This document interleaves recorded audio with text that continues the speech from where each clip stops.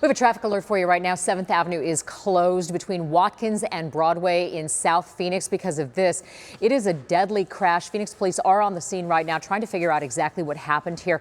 From our vantage point on the Cliff Castle chopper, you can see 3 cars involved in this. All have some pretty serious damage. For alternates, try 19th Avenue or Central. All right, let's take you to some